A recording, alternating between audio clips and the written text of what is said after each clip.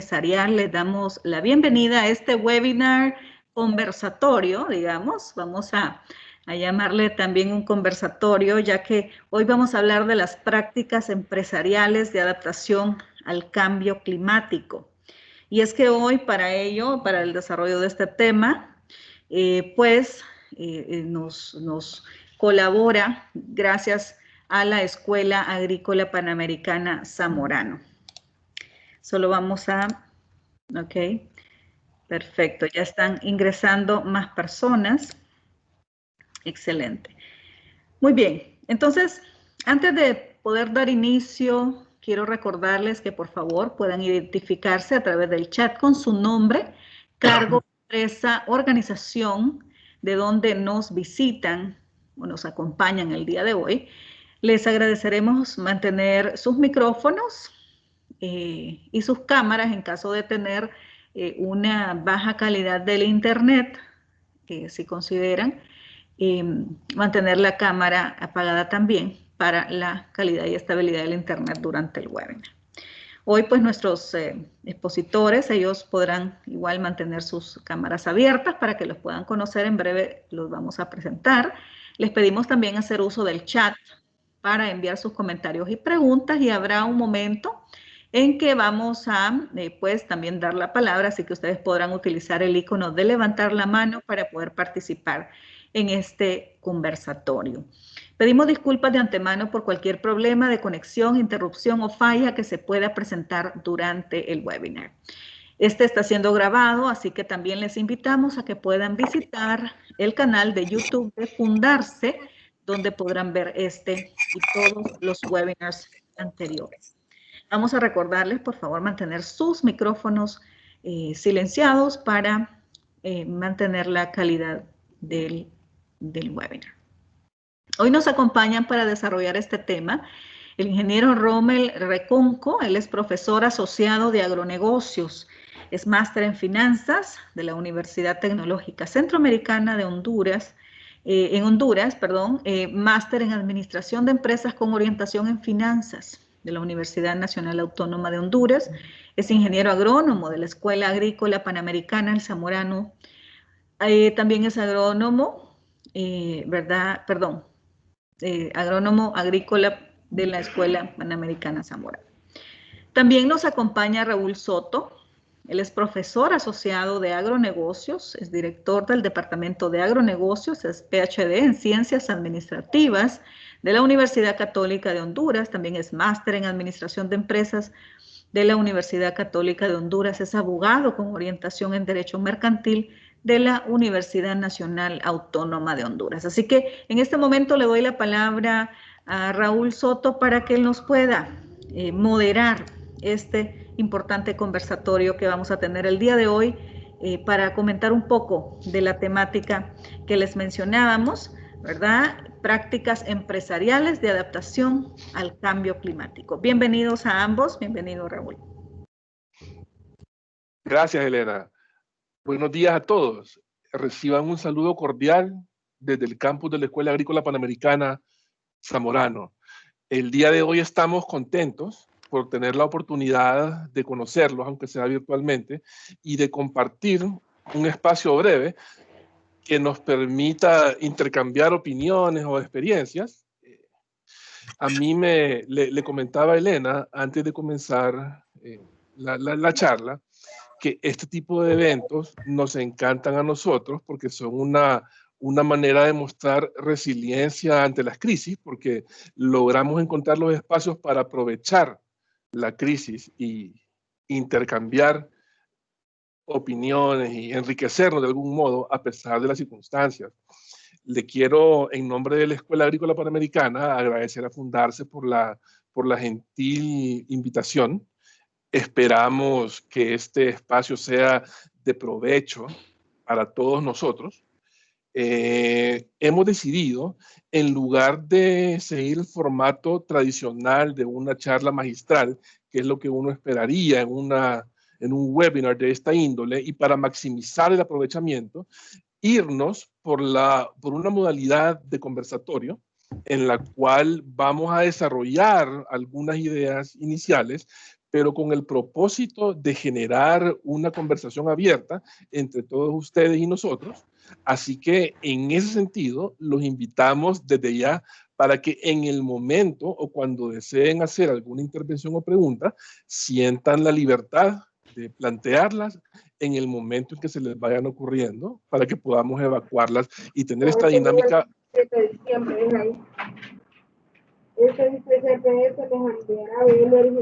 Perdón, tenemos micrófonos abiertos por ahí, si me ayudan para poder irlos apagando.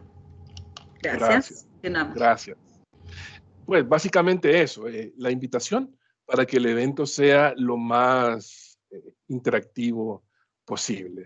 Tenemos 1 hora y entonces estimamos que esta es la forma más provechosa de sacarle el máximo potencial a la conversación.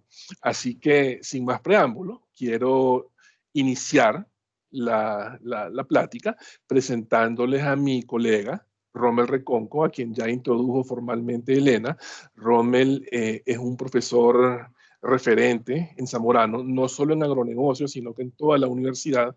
Y vamos a empezar escuchando algunas ideas de apertura de parte de Rommel.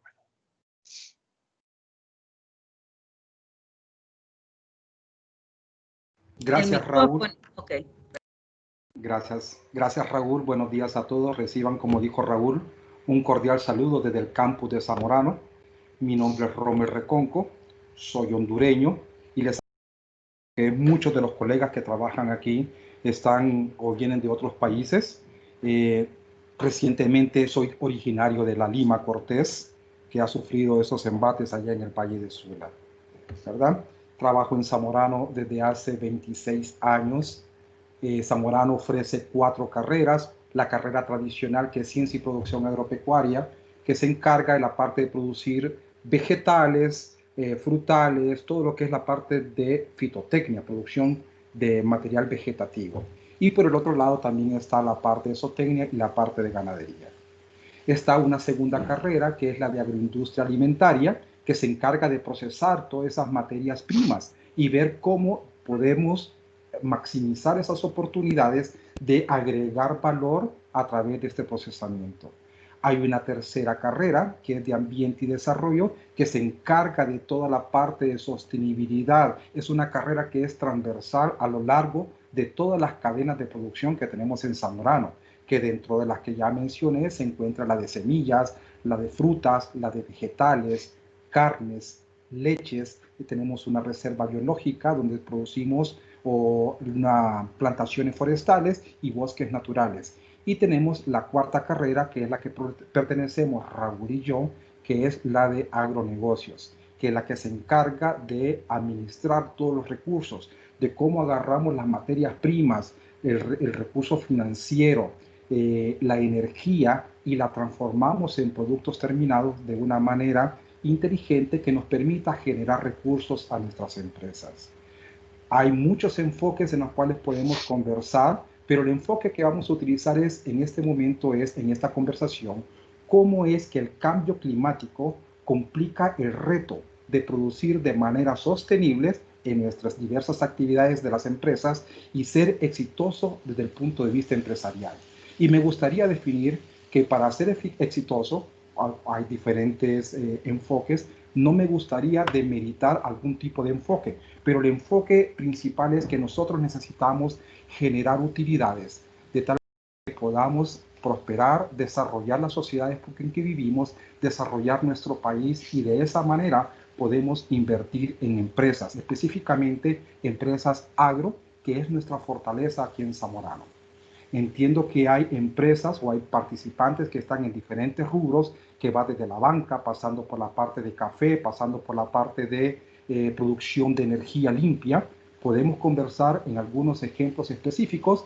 Voy a hacer una introducción, como dijo Raúl, de manera bien general, y de manera que en la conversación podamos intercambiar opiniones o ampliar algún tipo de participación que les dije, ¿verdad? Existen diversas tendencias que apuntan a la necesidad cada vez más urgente de ajustar nuestro conocimiento acerca de cómo se estamos produciendo. Y desde el punto de vista del agro, esto empezó con la Revolución Verde. Tal como hubo una revolución industrial, también hubo una revolución en la agricultura. Hubo un señor que se llamó Norman Borlaug, que todavía está vivo, tiene 90 y muchos años, en la Universidad de Iowa, que lo que hizo fue reducir el tamaño de algunas plantas como maíz, como trigo, de tal manera que cupieran mayor cantidad de plantas en una superficie de área. Esto permitió incrementar los rendimientos, esto permitió aplicaciones de fertilizantes que anteriormente no se utilizaban de una manera científica, trayendo como consecuencia un incremento en la productividad. Vamos a hablar en el transcurso de esta conversación de la productividad. Y para eso vamos a definir sencillamente que la productividad es una relación entre las salidas versus las entradas. De nada a mí me sirve producir mucho si voy a gastar mucho. Desde el punto de vista empresarial, desde un punto de vista de un enfoque de un inversionista, necesitamos maximizar las utilidades de las empresas sin afectar el medio ambiente, es decir, produciendo de manera sostenible. ¿Sí? Entonces, dependiendo del país, se proyecta que la población en toda Latinoamérica va a aumentar entre un 4 y un 43%, que va desde el 2020 hasta el 2050. Sin embargo, el reto que nos planteamos en este momento es que para poder alimentar a esta población, la mayor parte de los países de Centroamérica, incluyendo el Caribe, tal como tenemos el Tratado de Libre Comercio, donde se encuentra República Dominicana incluido, cuentan con menos de 1 millón de hectáreas para poder producir y aumentar la expansión de la frontera agrícola. Hay algunos otros países como México y algunos países de Sudamérica que cuentan con un potencial de expansión en la superficie de tierra para producir cultivos y ganados que es considerablemente mayor. Pero se estima que todo Centro y Sudamérica, únicamente de un 13 a un 8% de las tierras actualmente cultivadas se ubican en zonas marginales o en tierras que son no aptas para la producción de cultivos, que alcanzan a lo mucho como máximo un 40% de los rendimientos potenciales. Quiere decir que necesitamos hacer algunas prácticas desde el punto de vista empresarial que nos permitan generar riquezas sin afectar los recursos naturales.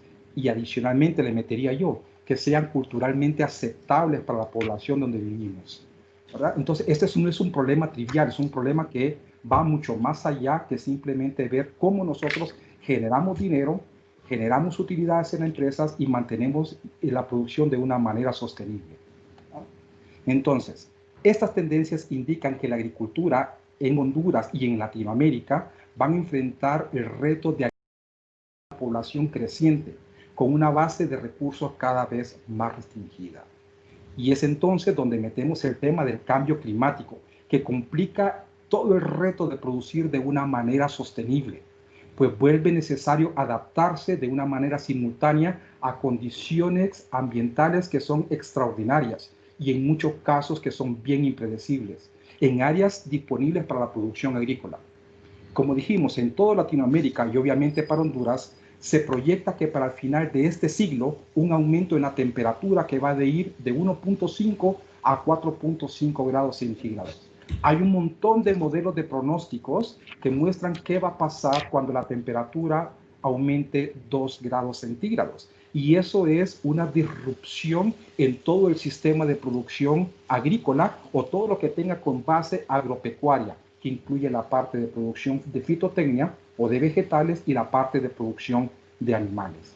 Eso, en comparación con lo que tuvimos anteriormente, esto cambia nuestra manera de innovar. Me gustaría hacer un paréntesis. Cuando hablamos de innovar, estamos hablando que necesitamos hacer cambios en los productos, en los procesos y en el modelo de negocios. Esto implica que el cliente que va a comprar ese producto o ese servicio debe percibir ese valor agregado en nuestra producción para poder pagar nuestros productos y nuestros servicios. Y esto nos parece que es la manera como nosotros podemos trabajar. Usualmente se habla que las empresas del agro compiten de manera genérica con dos vías. La primer vía que compiten casi todas las empresas agrícolas es con bajo costo. Estamos produciendo productos y servicios que son conocidos como commodities, sin mayor diferenciación. Por lo tanto, necesitamos minimizar los costos para que el margen de utilidad, la utilidad bruta después de los costos directos, sea más alta, y de tal manera que cuando ya miremos el último renglón en ese estado financiero conocido como estado de resultado, pues miremos un margen todavía más grande. Entonces, competir estratégicamente en todas nuestras empresas vía minimización de costos es una de las estrategias genéricas, y vamos a hablar más a detalle más adelante cómo lo podemos hacer. La segunda vía que tenemos es agregando valor, que el cliente sienta que ese producto que estamos nosotros produciendo tiene una diferenciación en el mercado. Y vamos a decir, pues nosotros estamos produciendo maíz o frijoles, que es por nuestro país en Honduras, ¿no? ¿Cómo diferenciamos estos productos que son commodities? ¿Cómo diferenciamos al momento de competir con los mangos de Honduras vía los mangos de Nicaragua, o con el café de Honduras vía el café de Guatemala? Pues hay diferentes estrategias que podemos hacer. Podría ser llamarse el empaque que nosotros tenemos. Recuerdo una vez que hace algún tiempo, sobre todo la gente en los meloneros, había que exportar el melón desde Honduras y se acababa de abrir el mercado de Asia. Y había que mover ese melón hasta Asia, lo que implica, para los que no tienen una base sólida en la parte de agricultura, que el melón debería de mantenerse fresco y en buenas condiciones para que soportara los 17 o 21 días de transporte. Y lo que se hizo fue innovación en el empaque. Se innovó un empaque que estaba termorregulado de tal manera que no madurara en ese trayecto.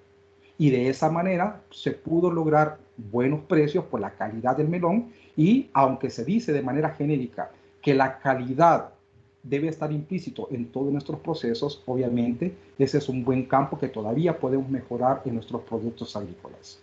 Hablando de todo esto, existen 3 etapas que asocian la transformación de todos los sistemas de producción. Y me gustaría invertir unos cuantos minutos en hablarles sobre un concepto que se conoce como intensificación sostenible. Y esta intensificación sostenible identifica un enfoque alternativo a la agricultura global, que comprende sistemas agrícolas en los cuales la producción se mantiene o se incrementa, y se logran mediante cambios sustanciales en los flujos de bienes y los servicios ambientales. Esta intensificación sostenible, en principio, sin el cultivo, necesitaría más tierra, sin la pérdida de hábitats cultivables. Esta intensificación sostenible nos permite una alternativa para poder incrementar la productividad o mantener la productividad que tenemos actualmente sin afectar el ambiente. Y desde la primera definición propuesta en los años quizás 90, la intensificación sostenible ha sido adoptada y ampliamente promovida por sectores académicos, los gubernamentales, empresariales y algunos organismos nacionales e internacionales, donde se listan quizás los organismos internacionales más prestigiosos que existen, y ya están trabajando. Estas 3 etapas de esta intensificación sostenible para poder producir de una manera sostenible, sin afectar el medio ambiente y generar recursos económicos para nuestras empresas, incluyen 3 etapas. Y estas etapas, la primera es la parte de eficiencia, la segunda es la sustitución y la tercera es el rediseño. Cada una de estas etapas tiene una ventaja competitiva. Recuerden que nosotros, cuando salimos al mercado, el cliente debe de percibir nuestro producto o nuestro servicio como algo competitivo por el intercambio de dinero que nos está dando. Entonces tenemos que buscar estas 3 alternativas que tenemos para poder adaptar nuestro producto, nuestro proceso o nuestro modelo de negocio. Cuando hablamos de eficiencia, es cercanamente relacionado con la productividad, y la eficiencia involucra mejorar el uso de los insumos internos y también obviamente los insumos importados utilizados en los sistemas agroalimentarios, que incluye la tierra, material genético, agua, fertilizantes, agroquímicos, la luz, el trabajo, el conocimiento, la tecnología. Esto obviamente con el objetivo de alcanzar la máxima productividad frente al menor uso del desperdicio de estos insumos, de la manera que sea posible. Algunos ejemplos abundan en el agro. Están las tecnologías asociadas a la agricultura de precisión. Uno de los enfoques tradicionales es que cuando nosotros estamos produciendo un cultivo en el campo, frutal, vegetal, granos y semillas, lo que hacemos es que se dan unas recomendaciones utilizando un sistema de producción que quizás para algunos les sigue funcionando, pero a medida va avanzando este cambio climático va a quedar obsoleto. Yo diría en estos momentos que ya está obsoleto. Y siempre decimos, hay que preparar el terreno para que quede el suelo lo más mullido, lo más fino posible, que le permita a la semilla poder germinar bien. Como ejemplo, ¿no? Pero sin tomar en cuenta que cada vez que nosotros metemos la maquinaria agrícola, sin tomar en cuenta algunas condiciones ambientales, como la humedad, estamos destruyendo el suelo. Estamos agotando un montón de recursos que van a servir para las siguientes generaciones. Entonces podemos utilizar algunos tipos de alternativas como el sistema de laboreo de mínima labranza o labranza cero, donde no utilizamos la mecanización agrícola para llevar a cabo la producción. También está la implementación del riego por goteo o de microcintas, aplicar fertilizantes utilizando microdosis de insumos que puedan aumentar esa eficiencia en los sistemas agroalimentarios. La segunda paso para esta intensificación sostenible está en la sustitución, que involucra reemplazar las tecnologías actuales por tecnologías que generen un mayor beneficio, que utilicen menos insumos o que generen menos efectos negativos al ambiente, o lo que conocen los economistas como externalidades. Las tecnologías asociadas al mejoramiento genético, al manejo integrado de plagas, a la agricultura orgánica, agricultura de conservación, ofrecen sustitutos a los insumos convencionales. Estas tecnologías incluyen el uso de variedades mejoradas, el control biológico, que es tan importante. El control biológico, vuelvo a hacer un paréntesis para los que no están relacionados con el agro, cuando nosotros los agrónomos tenemos un problema en el campo, usualmente recurrimos, generalmente de la manera tradicional, la formación tradicional, recurrimos al uso de agroquímicos, de productos sintéticos para poder controlar las plagas. Y los productores de estos agroquímicos, muy responsablemente, pues etiquetan con colores el grado de toxicidad que tienen estos agroquímicos para controlar las plagas. Desde una etiqueta roja, que significa que son altamente tóxicos, a una etiqueta blanca, que son conocidos como productos biológicos, que son producidos, son enemigos naturales que controlan otros insectos o otros microorganismos. Entonces, dependiendo de la toxicidad, no es para el control de plagas, que esa es parte de la educación y de la capacitación que hace falta dar a muchos agricultores de nuestro país. Esa toxicidad no quiere decir cuál es la efectividad que tiene para controlar la plaga. Eso quiere decir cuál es la dosis letal media que tiene ese químico para matar un ser humano. Haciendo una broma, dicen, los insectos no saben leer, no dicen que esta es una etiqueta roja y por lo tanto va a ser más efectivo. Todos los insecticidas producidos por estas compañías de agroquímicos de manera responsable tienen una etiqueta que dicen cuál es la dosis letal media. Obviamente, entre más agroquímicos vertamos a nuestro ambiente, vamos a contaminar algunas fuentes de agua, vamos a contaminar el agua subterránea que en algún momento vamos a tener que echarle mano. Desde el punto de vista, imagínense cómo está la situación de finanzas internacionales. La mayor parte de productos agrícolas se transan en la bolsa de valores.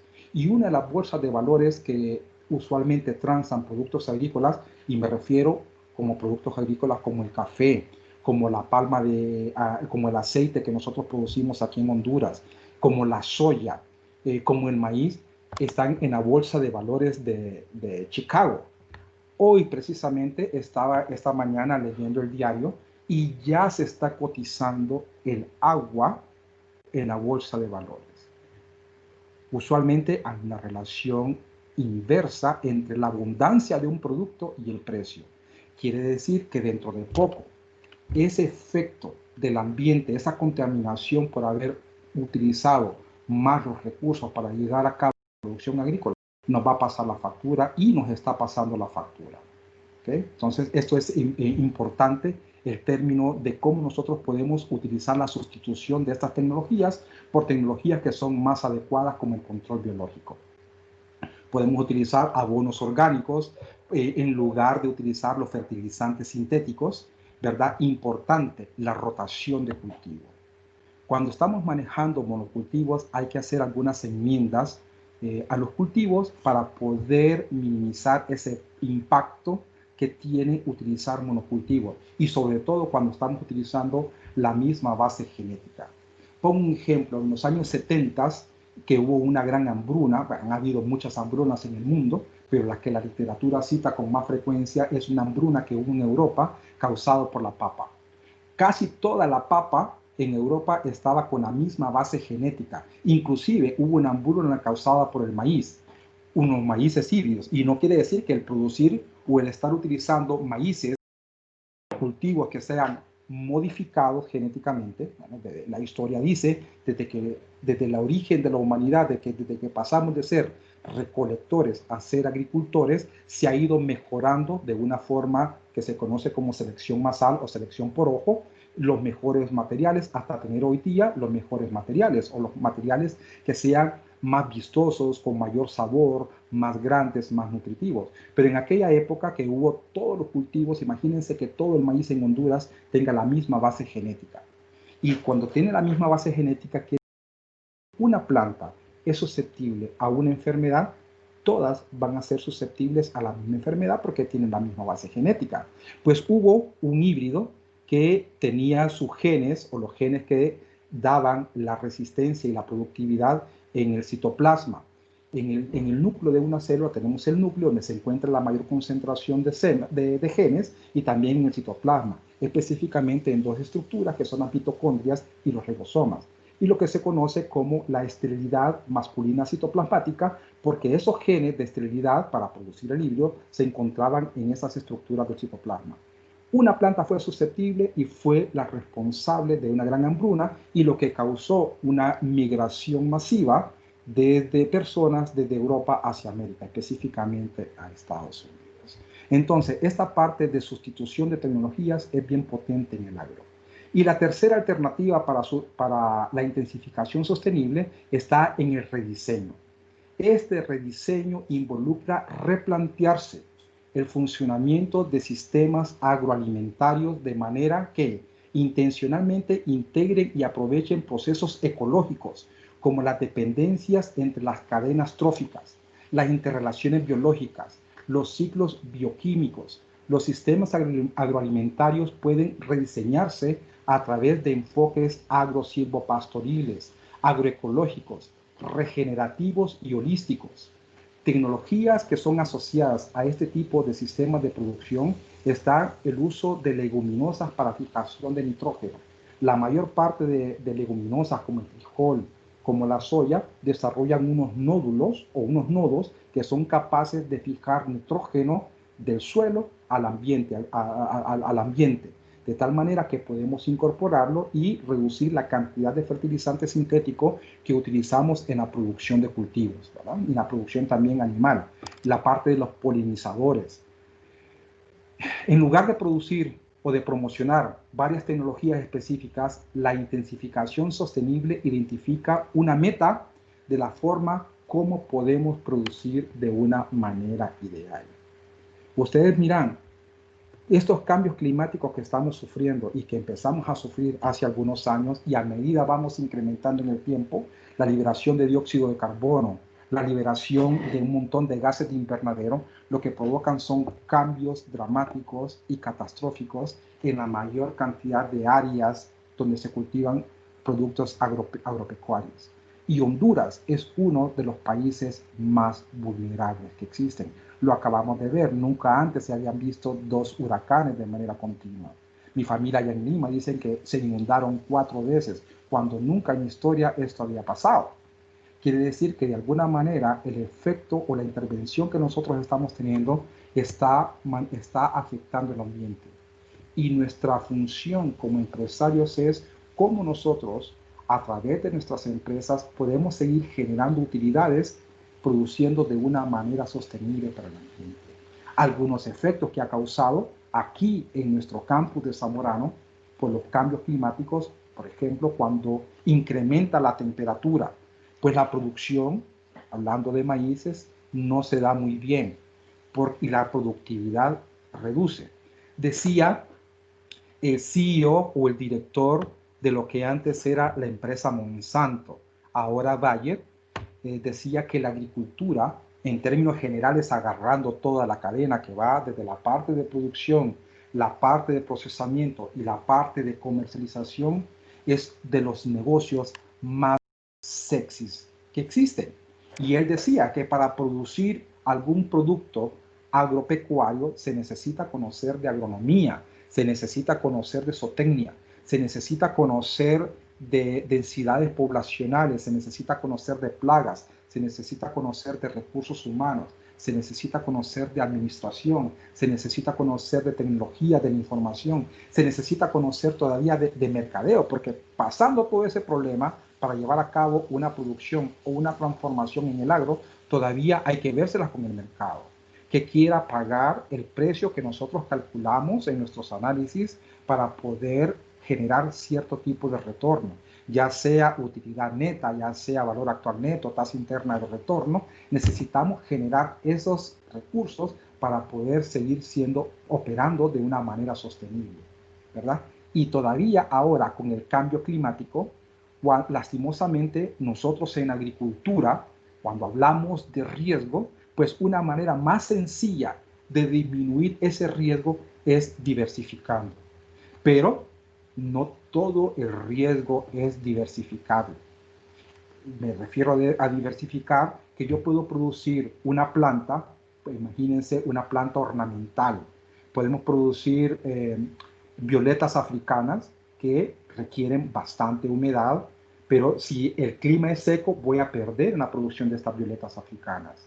Entonces podría producir de manera simultánea plantas que resistan la sequía, como las suculentas, como esos cactus, de tal manera que el valor monetario esperado, medido a través de la varianza o la dispersión en el rendimiento que pueda tener, pueda jugársela a través de un balance. Usualmente el riesgo en la agricultura lo medimos de diferentes maneras, ¿no? Primero, el riesgo de producir. Diversificando, disminuimos ese riesgo, no lo eliminamos, pero el valor monetario esperado va a verse de manera más concentrada cuando estamos produciendo cultivos o producciones de manera diversificada. Recuerden que el riesgo se mira a través de la dispersión de los datos utilizando la varianza y la desviación estándar con respecto a una media. ¿Cuántos se dispersan los datos alrededor de esa media? Entre más concentrados estén los datos con esa media, quiere decir que el riesgo es menor. Y entre más disperso, el riesgo es mayor. Dirán los financistas o las personas que están encargadas de manejar el riesgo en las operaciones de sus empresas. Saben que hay una regla que dice que entre mayor riesgo hay mayor rentabilidad. Obviamente, entre mayor sea la volatilidad de la producción, entre mayor sea la volatilidad en los precios de los productos que estamos vendiendo, obviamente mayor va a ser la oportunidad de ganar, pero también el riesgo implica la oportunidad de perder. Y es aquí donde esa aversión al riesgo define a los inversionistas. Entonces, esa otra parte que no podemos diversificar, que sería el riesgo no sistemático, es donde nosotros tenemos que trabajar desde el punto de vista empresarial. Usualmente, para valorar, para traer dinero del futuro y para poder valorar los activos de una empresa, pues podemos utilizar una metodología que se conoce como el valor de los bienes de capital, que es básicamente una metodología que se utiliza mucho en Estados Unidos, donde para poder calcular el valor del dinero de nuestra empresa, usualmente hacemos una combinación entre el capital propio o el retorno que quiere el inversionista con el dinero que tenemos en la empresa utilizando el sistema financiero a través de terceros, llámese bancos, financieras, y que es básicamente la tasa pasiva que nos cobran por utilizarles ese dinero. De esa manera nosotros podemos utilizar el costo de este dinero de capital propio para poder calcular los retornos. Es decir, si nosotros estamos pensando en innovar un producto en nuestro proceso o en nuestro modelo de negocio y tenemos que mirar mucho más allá de lo que es este año, vamos a proyectar, digamos, estoy en una lechería y yo quiero saber si puedo integrarme horizontalmente o verticalmente con algún tipo de producto. Integración horizontal es básicamente, si estoy produciendo la leche, puedo producir también mantequillas, puedo producir queso, puedo producir helado, puedo producir yogur. A eso se le llama como una integración horizontal. O también puedo integrarme de manera vertical. ¿Qué quiere decir eso? Que únicamente después de producir la leche, yo puedo dar el siguiente paso y empezar a procesarla, o empezar a comercializarla, o a exportarla, o ver, también puede ser una integración hacia abajo. Si la produzco hacia abajo, si produzco el ganado, si produzco la genética, si produzco los alimentos, si produzco los pastos. De esa manera yo puedo analizar qué es lo que va a suceder en el futuro. Y para hacer esos análisis, obviamente, hay un sinnúmero de paquetes estadísticos que demuestran cómo va a ser el posible comportamiento de esa distribución de probabilidades de un determinado producto. Es bien riesgoso y es bien incierto. Si nos cuesta en este momento saber cuál va a ser, por poner un ejemplo, el precio de la leche para el próximo año, imagínense hacer una inversión en una lechería y pensar qué es lo que va a pasar con el precio de la leche dentro de 10 años o dentro de 20 años. Entonces existen unas metodologías que se utiliza el valor del dinero utilizando la tasa libre de riesgo, que es una tasa del bono del Tesoro de Estados Unidos, donde a través de inversiones en bolsa de valores podemos calcular ciertos parámetros de cuál va a ser el comportamiento de esos mercados a futuro. En el caso de café también es un tema que es bien apasionante, dado que en Honduras una buena cantidad de la producción de las divisas que nosotros recibimos como hondureños vienen de ese sector del café. Somos el quinto productor más grande del mundo en el café, pero obviamente es uno de los áreas o una de las industrias dentro de la agricultura más pobres. Hace algún tiempo, específicamente el año pasado, tuve la oportunidad de visitar California y allí en California participé con una empresa, estuve trabajando una especie como de pasantía o de trabajo temporal con una empresa que se llama Pachamama Café. Esta Pachamama Café importa café de diferentes países del mundo, como de Etiopía, de Uganda, de Perú, de Nicaragua, de Guatemala, pero no importa café de Honduras. Y a través de pruebas organolépticas o de palatabilidad de café, el café de Guatemala, por poner, y con mucho respeto lo menciono, estaba por encima, de acuerdo a ese estudio, por encima de la calidad del café que venía de Perú. Pero me decía el gerente de esta empresa, pero mire, el café que viene de Perú vale $15 la libra, y el café ya procesado y tostado, listo para servir, ¿no? Y el café que viene de Guatemala vale $11, 11 y $12, siendo para ellos, de acuerdo a esas pruebas, de menor calidad. Pero yo decía, pero tiene un impacto lo que es el mercadeo internacional, tiene un impacto lo que es el comercio internacional. Cuando vienen a esta tienda y compran café, el café de Perú lo asocian con Machu Picchu, lo asocian con buena comida, lo asocian con el turismo.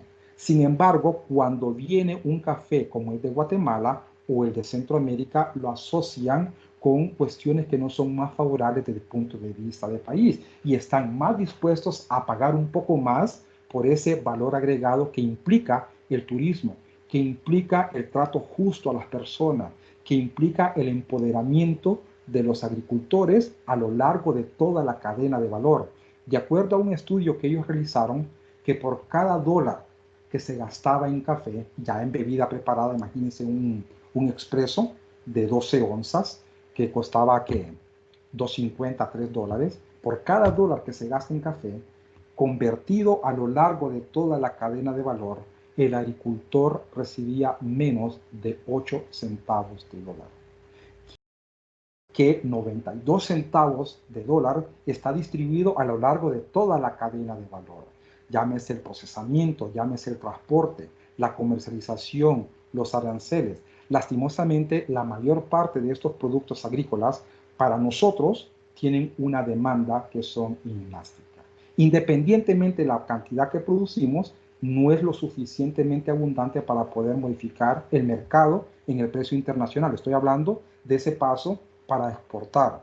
Entonces, en ese sentido, nosotros necesitamos ver cómo nosotros somos lo suficientemente hábiles desde el punto de vista empresarial para poder llegar a esos mercados, para poder eliminar esos intermediarios, de tal manera que el productor tenga la oportunidad de percibir un mayor valor a través de contactos directos entre la producción y el mercado.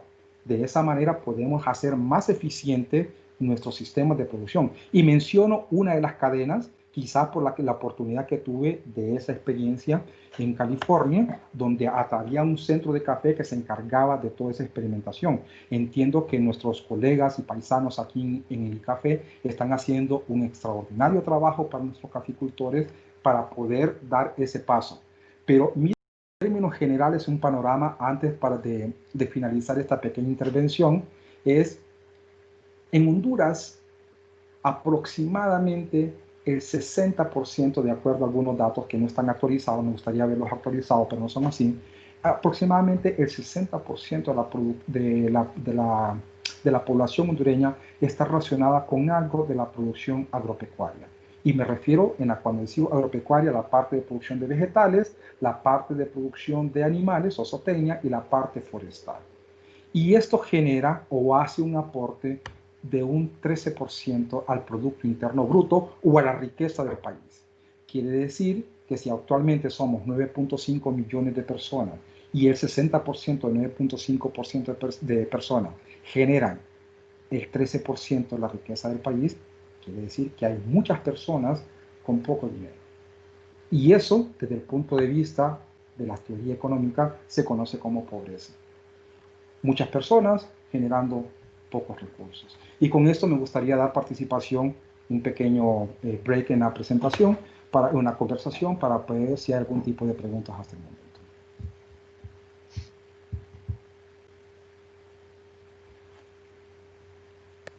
Raúl. Invitamos a los participantes en este momento, y como nos quedan 15 minutos según el horario establecido, para que si hay alguna pregunta, algún comentario acerca de la magnífica exposición que hizo Rommel, este es el momento para atenderlo. Excelente. Sí pueden utilizar el icono de levantar la mano y con gusto pueden abrir su micrófono para poder participar. Les comento pues que tenemos empresas invitadas como Standard Food de Honduras, Grupo Cadelga, Lufusa, ¿verdad? Así que pues aquí tenemos Alcatex también, que se han presentado a través del chat. Está la Universidad de San Pedro Sula. Tenemos varias empresas, Azucarera Tres Valles, ¿verdad? Vamos a ver, también nos acompaña Sonia Jerez, dice de Aprofam, Guatemala. Mire, tenemos Guatemala también, excelente. Qué bien. Geotérmica Platanares, Central de Ingenios. Así que bueno, por ahí tenemos algunas preguntas, vamos a ir leyendo un poquito, vamos a ver qué nos dicen nuestros invitados del día de hoy. Vamos a ver. Bueno, dice la licenciada Fanny, dice interesantes los datos. Claudia Díaz nos dice cómo podemos enfrentar los efectos post-eventos climáticos y hacer una recuperación del negocio en el tema agrícola. Gracias por la pregunta. Claudia creo que fue la que la hizo. Sí. Yo considero de que el tema agrícola en este momento es y va a seguir siendo un buen negocio desde el punto de vista de recuperación de las inversiones. Este es un buen año para la agricultura. Lastimosamente, estamos hablando post-COVID, ¿verdad? Lastimosamente nuestro país golpeado por estos huracanes e inundaciones, pues nos retrasan un poco con ese objetivo. Pero yo creo y soy fiel creyente que nosotros tenemos un papel y una ubicación geográfica muy privilegiada. Tenemos acceso a los dos mares, podemos aprovechar el valle de la Guan, donde tenemos ese puerto de Necán allí en el Pacífico, con poca utilización, pudiendo hacer más fácil y más rápido exportaciones a la costa oeste de Estados Unidos sin necesidad de transportarlo desde los puertos que están en el Atlántico, atravesando todo Estados Unidos. El acceso a los mercados europeos y asiáticos también. Entonces yo creo que la parte de esa zona de la Guan, la zona del valle de Choluteca también expresa una tremenda oportunidad. Yo creo que lo que hace falta aquí en este momento es un poco de tecnología, de cómo nosotros podemos aprovechar las ventajas competitivas, esas ventanas para poder exportar nuestros productos. Y estamos hablando, yo considero que hay 5 productos que son importantes que nosotros entremos de corto plazo y que con previos análisis, y puedo compartirlo después, presentan una ventaja competitiva para Honduras. Y estamos hablando de exportar chiles dulces o los bell peppers, estamos hablando de tomate, estamos hablando de papaya. Papaya va a ser el próximo aguacate, ¿ah? Va a ser el próximo aguacate del futuro. Estamos hablando también del mismo aguacate y recordando aquí en aguacate que se producen 2 variedades especiales, antillana y la parte del aguacate Hass. Y yo creo que también va a ser un buen mercado la parte del mango. Ahora bien, cuando estamos hablando de diversificación agrícola, y en este caso, ¿qué es lo que podemos hacer nosotros en el agro para recuperarnos de esa situación? Hay que hacer pruebas previas. Y yo creo que aquí hay una colega que creo que mencionó Elena, que es de Guatemala. Hace algún tiempo estuve viendo algún análisis de una empresa en Guatemala que estaba produciendo café, o una región geográfica que producía café. Y diversificación agrícola, debido a que el café, con este cambio climático, cada vez hay zonas más calientes, hay zonas donde la longitud de la duración de la sequía es más amplia, obviamente la calidad del café va bajando y el precio también tiende a la baja y no hay una estabilización ahorita por las diferentes ofertas y demandas que existen, ¿verdad? Entonces hubo un proceso de diversificación agrícola. ¿Qué es lo que trajo? Dijeron algunas personas, metámonos a producir cardamomo, que también es una especie que es extraordinaria desde el punto de vista de rentabilidad y con buenos suelos, ¿verdad? Y buenas condiciones agroclimatológicas para llegar a producir. Inclusive hubieron partes de esa producción que diversificaron con aguacate. Problema número 1 que hubo, mercado. Cuando estamos hablando que nosotros siempre que miramos la cadena de valor, nuestro primer enfoque debe ser qué vamos a producir. Y cuando decimos qué vamos a producir, nos estamos refiriendo a un producto, nos estamos refiriendo a un servicio, cuál es la distribución geográfica que vamos a abarcar, cuál es el nicho de mercado que vamos a tratar y podemos ver un análisis de la competencia. Cada día más México está en ese programa de intensificación sostenible de la agricultura y también algunos países de Sudamérica están apretando. Y si ustedes se fijan, estamos nosotros en la zona media. Estamos en una latitud, estamos como a 14 grados norte. La ventana de exportación para la mayor parte de los productos, México produciendo y, por decir un país, Perú produciendo, cada vez nuestra ventana, nuestra franja de producción para conseguir buenos precios se va achicando. Entonces tenemos que buscar la manera como nosotros podemos accesar. Entonces, el problema que hubo con el cardamomo fue que salimos en una ventana diferente, en una ventana donde sí necesitaba el mercado, pero no teníamos las condiciones adecuadas para conseguir buenos precios. Recuerden que para poder comercializar cualquier nuestro producto, el cliente debe de encontrar ese valor agregado o ese valor que perciba para poder comprar nuestro producto. En segundo lugar, aguacate. Casi todos nosotros, o casi todo el mercado de exportación se basa en el aguacate Hass, en ese aguacate pequeño.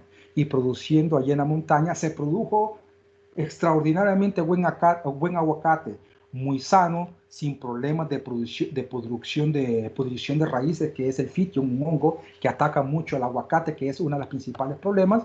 y lo que trajo fue aguacates bien grandes, bien bonitos, con buen sabor. Problema, mercado. La gente está acostumbrada a un aguacate más pequeño. No quiere decir que lo que los productores no supieron hacer su tarea. Es un problema de mercado. Entonces, ¿qué es lo que se nos viene? Se nos viene manejar esto de manera integral, de manera holística, viendo primero el mercado y viendo para atrás a lo largo de toda la cadena de valor. Obviamente aquí hay un montón de situaciones, inclusive situaciones a nivel de país, a nivel de desgravaciones arancelarias que nos permitan ser más competitivos con nuestros productos. Si nosotros somos capaces de producir lo que las sociedades necesitan, vamos a tener lo que llaman la soberanía alimentaria, esa seguridad alimentaria para un montón de compatriotas que necesitan fuentes de empleo. Y somos nosotros como empresarios, como los entendidos de las ciencias agrícolas, ciencias forestales y un montón de gente que es adversa al riesgo, que dicho sea de paso, únicamente entre un 3 y 5% de la población tiene esa vocación de ser empresario. Lo felicito a los que están en este negocio, ¿verdad? De poder tomar decisiones para poder generar riqueza. Y como decía el CEO de Monsanto, la agricultura, que es uno de los negocios más sexys, imagínense y viendo la comparación con estimaciones puntuales y estimaciones de probabilidad. Si yo sé que en una maquila de ropa con una yarda de tela produzco una camisa, si tengo 10 yardas de tela, pues produzco 10 camisas.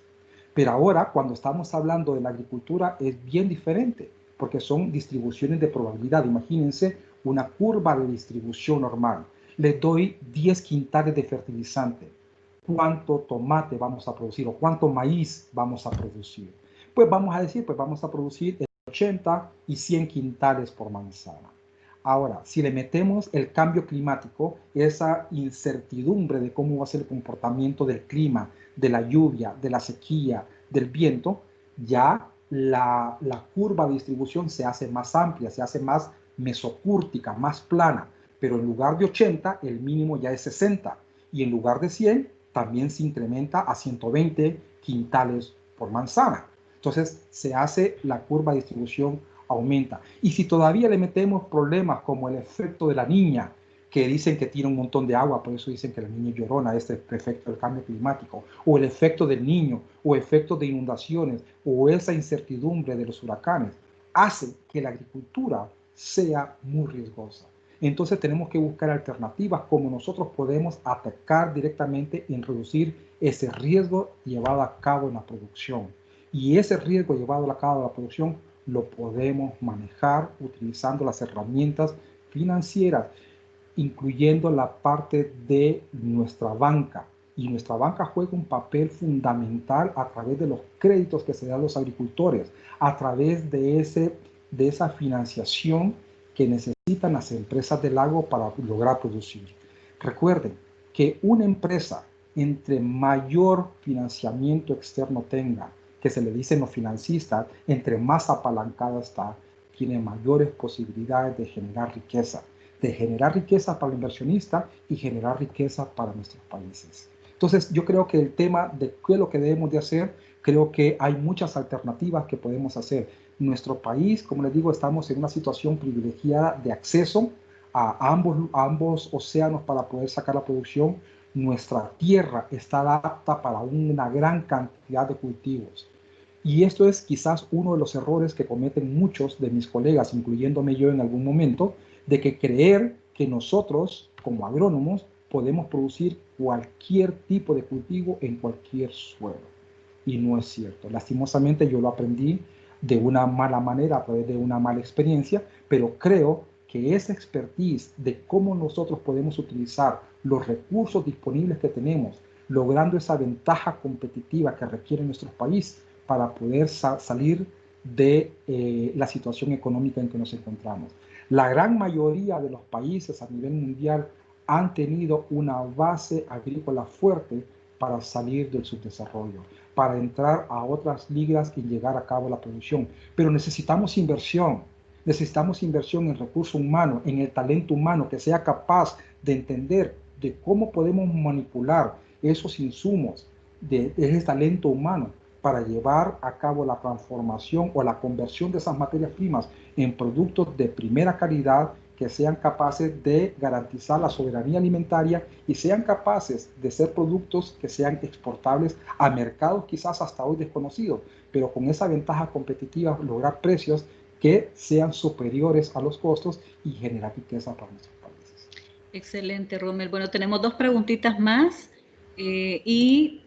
tenemos aquí, nos dice Becamo, José Ramón Peña de Becamo, Beneficio Café Montecristo. Dice, excelente disertación a lo largo de la historia de la evolución, solo aquellos que aprendieron a improvisar y a colaborar de manera más efectiva, dice, han prevalecido. Dicho esto, hace más de 160 años y sigue siendo algo actual. Ahora mi pregunta es, ¿el sector cafetalero qué debe improvisar o innovar para prevalecer sobre todo los exportadores de café? Nos dice José Ramón. Ok. El producir climáticamente de una manera inteligente es extremadamente importante y para adaptarse o para mitigar los efectos del cambio climático específicamente en el sector cafetalero. Lo primero que debemos de hacer es entender las tendencias de los consumidores. Estamos hablando en el tema de café de productos muy especializados en diferentes tipos de maneras, pasando por la parte de ese beneficio, ya sea beneficio seco, para poder garantizar el precio del café en el mercado internacional. Recordemos que nosotros como Honduras no modificamos el precio internacional del café. La última vez que vi el precio fue quizás hace un mes y medio, y el café creo que estaba a $103 el cada quintal. Entonces, sabemos que es eso, sí, tenemos que entender esas tendencias de los consumidores y forjar relaciones con los compradores y los consumidores para mejorar el valor del producto y el interés del comprador en nuestro producto con la marca Honduras. La marca Honduras es potente, producimos uno de los mejores cafés a nivel mundial. Y lo dice la tasa de la excelencia, lo dice un montón de competencias a nivel internacional. Tenemos que sacarle provecho de esa situación. Un consumidor informado probablemente va a pagar más por un café de calidad que un producto y siendo un producto que es producido de una manera sostenible. Además, es más probable que un comprador involucrado se comprometa con el productor e invierta en el desarrollo específico de ese productor, de esa zona específica donde está generando su café para su cafetería o para su país. También es importante incrementar la sostenibilidad en la producción.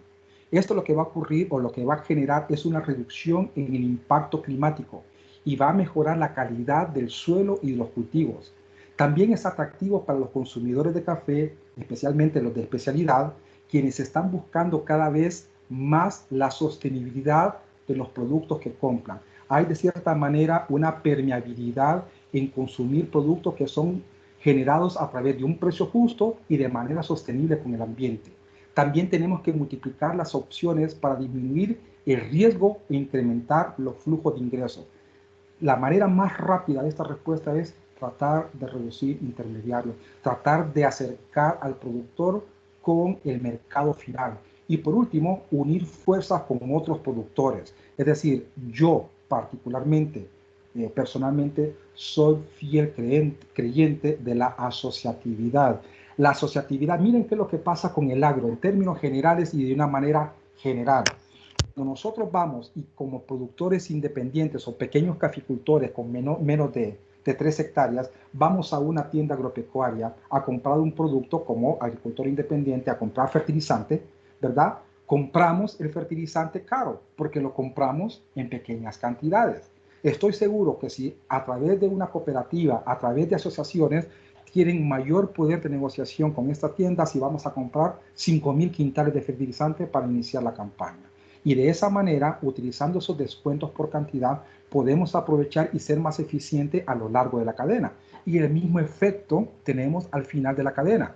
Cuando nosotros, independientemente del volumen de producción que nosotros tengamos, ya sea que produzcamos los 6 quintales oro por manzana o hasta los 42 quintales oro por manzana que he encontrado algunos productores, ¿verdad? Vendemos en grandes cantidades y sin diferenciación. Seguro que con una asociatividad tenemos mayor poder de negociación en colocar nuestros cafés. Obviamente tenemos que hacer un proceso de calidad a lo largo de toda la cadena, desde el campo al momento de la cosecha, en la parte del beneficio, específicamente tratando de producir, bueno, los diferentes tipos de cafés, pero tratando de minimizar el costo y sobre todo el café reacciona mucho al tema de calidad. Y es un tema de calidad que se mira su impacto en el largo plazo, de tal manera que nosotros tengamos clientes que quieran invertir, que sean socios en nuestra cadena de producción. Porque si ellos se mojan con el precio del café en términos de su consumo, nosotros salimos chispeados como productores. Y tenemos la capacidad o teníamos la oportunidad de incrementar los precios por encima de lo que dice el mercado, es decir, vendiendo sobre la par, un premio por nuestra calidad. Excelente. Bueno, vamos a dar unos minutitos adicionales para dos preguntitas que no queremos dejar por fuera. Y nos dice Javier Ordóñez, dice, ¿cómo cambiar el esquema en el proceso de producción para que deje de ser marginal la ganancia del productor?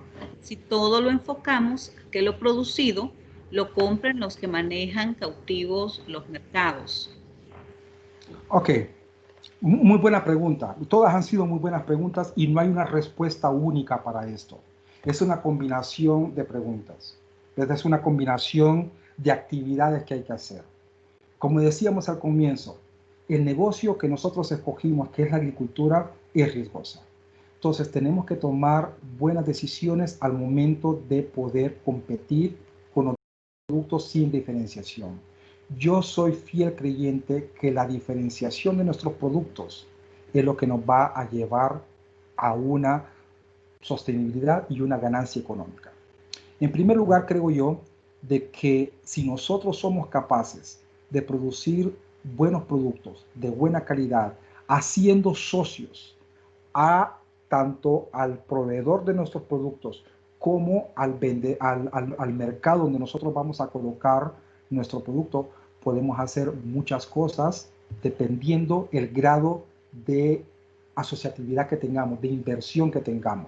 Y con esto es bien complejo porque no hay una respuesta única. Si nosotros tenemos a esos socios, ya sean inversionistas, ya sean socios por el mercado que tenemos, y lo hacemos parte de nuestra empresa con diversas vías de remuneración, ya sea a través de regalías, ya sea a través de precios diferenciados o ya sea a través de garantizar un producto de buena calidad de manera sostenible con el tiempo, yo creo que esa es una ganancia y es un buen paso. Lastimosamente, toda la producción agrícola debe de pasar por la eficiencia. La eficiencia es la relación que existe entre la producción real y la capacidad efectiva que tenemos. No siempre debemos de producir a la máxima capacidad, porque quizás estamos hablando de una deseconomía de escala. Yo creo que tenemos que buscar dentro de nuestra propia empresa cuál es la estructura óptima de capital que debemos de utilizar, cuánto es la cantidad de recursos que debemos de tener dentro de nuestra empresa para generar productos sostenibles con el ambiente y que generen valor a nuestro cliente. Quiere decir que el talento humano es de los recursos, como dicen popularmente ese cliché, que es el recurso más importante o el activo más importante que tenemos en las empresas. No es tan trivial. Teniendo gente capacitada, gente que entienda qué es lo que está haciendo en el campo, esto genera valor para la empresa. Se dice que las empresas atraen a los funcionarios, atraen a esa gente con la capacidad de manipular o de modificar estas materias primas en productos terminados de alta calidad, en primer lugar por el salario, por el prestigio que da la empresa, pero las retiene en las empresas por la ética, por el programa de políticas que tiene, por el buen trato, por la cordialidad y camaradería que existe entre las empresas, específicamente desde el punto de vista de procesos éticos, de procesos transparentes, de claridad, de procesos que nos permitan a nosotros sentirnos orgullosos de trabajar para una determinada empresa. De esa manera vamos a ser capaces de transformar las empresas del agro para ser exitosos desde el punto de vista de responsabilidad social. Yo soy bien creyente que la responsabilidad social se da por la naturaleza de la empresa. Quiere decir que las mismas acciones que nosotros hacemos en las empresas, tratando bien a nuestros colaboradores, tratando bien a nuestros clientes, tratando bien a nuestros proveedores, de tal manera de pagar lo justo, de ser éticos, de tratar de tener buenas políticas que no sean discriminatorias, de utilizar equipos de protección personal, de preocuparnos por el ambiente de trabajo. Eso permite un crecimiento de las empresas de manera sostenible. Y hay muchos ejemplos empresariales que se pueden demostrar de que esos tratados o ese tipo de actividades empresariales mejoran el desempeño. Y como nosotros sabemos, las empresas del agro en primer lugar compiten vía costo. Es mejor tener a un colaborador bien motivado que alguien bien pagado y sin las credenciales apropiadas para llevar a cabo esa producción. Yo creo que esa parte holística de cómo podemos hacer las empresas del agro para sacar a cabo, para generar buenos recursos, eso es importante considerar ese recurso o ese talento humano. Excelente. Bueno, y la última pregunta nos dice Juan Carlos Sarmiento, desviándonos un poco del tema de los cultivos agrícolas, ¿existen tendencias en lo referente a bosques, madera sostenible, tomando en consideración los innumerables beneficios ambientales y económicos en toda la cadena de producción? Sí, muy buena pregunta. El tema forestal es un tema que, como dijimos al comienzo, es un tema no trivial para Honduras. Más del 80%, dependiendo de aquí en la fuente, ¿no? Pero más del 80% de nuestro territorio es de vocación forestal.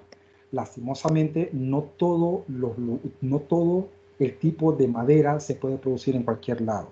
Hace algún tiempo participaba de un establecimiento de unas plantaciones de Calla senegalensis, de Swietenia humilis, de caoba del Pacífico, del otro tipo de caoba africana y de Tectona grande, teteca, incluyendo Cedrera odorata, este cedro real. Y las condiciones agroclimatológicas eran perfectas en términos de precipitación, en términos de luminosidad. Se hicieron extrapolaciones para poder determinar el incremento medio anual en el diámetro, el incremento medio anual en altura, para poder hacer las proyecciones de cuánta madera poder producir.